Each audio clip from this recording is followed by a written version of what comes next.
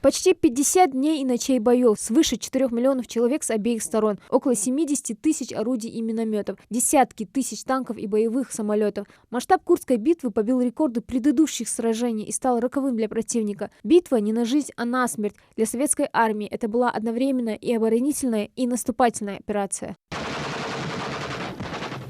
Ожесточенные бои длились с 5 июня по 23 августа. Ингуши плечом к плечу с товарищами стояли на защите города. 91 участник той битвы – наши земляки. И это только те, чьи имена известны. Среди них уроженец Насыркорта Муса Аушев.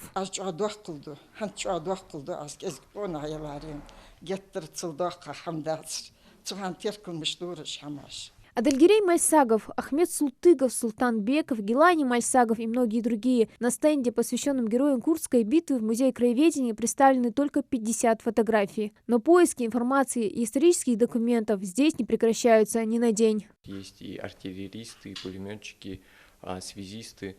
Особенно хотелось бы отметить Бекова Гапурбека Наибовича 1920 года. В 15 лет он попал в высшую школу связи в Москве. После ее успешного окончания он пополнил ряды Красной армии. К началу Великой Отечественной войны его воинское подразделение дислоцировалось в Воронеже. За годы Великой Отечественной войны он удостоился нескольких боевых наград. Орден Красной Звезды, Орден Красного Знамени, Орден Отечественной войны первой и второй степени. Ауша Магомед-Гирей Аббасович, 1920 года рождения. Окончил он Казанское танковое военное училище. Призван в ряды Красной армии с 1941 года. Воевал он за Сталинград, на Курской дуге и многих других направлениях.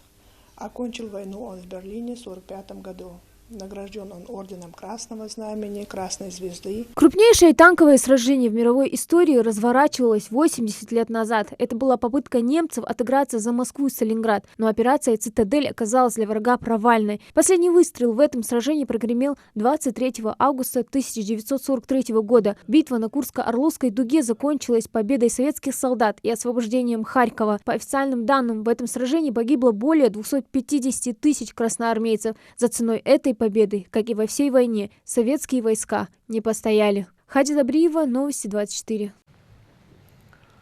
Ингушская делегация приняла участие в торжественных мероприятиях, посвященных 80-летию Курской битвы. Ее возглавил спикер регионального парламента Магомед Тунгоев. В Пануровском районе Курской области сегодня состоялось открытие мемориального комплекса «Курская битва» с обелиском, на котором увековечены имена 36 ингушей, участников Курской битвы. Почтить память о подвиге советского солдата к 80-летию Победы в сражении в Курск приехало более 40 делегаций из регионов России, ближнего и дальнего зарубежья. Участники возложили цветы к памятнику. Также в рамках визита в Курскую область подписано соглашение о межпарламентском сотрудничестве между Народным собранием Ингушетии и Курской областной думой.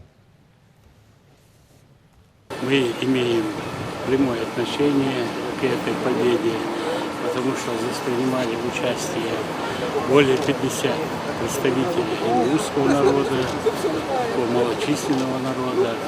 Из них 80 человек остались здесь навечно. И поэтому нам очень здорово, что мы здесь сегодня находимся. И глава республики Мусульман очень трепетно относится к таким праздникам, там, где были и в числе других народов, нашей ингушской представители.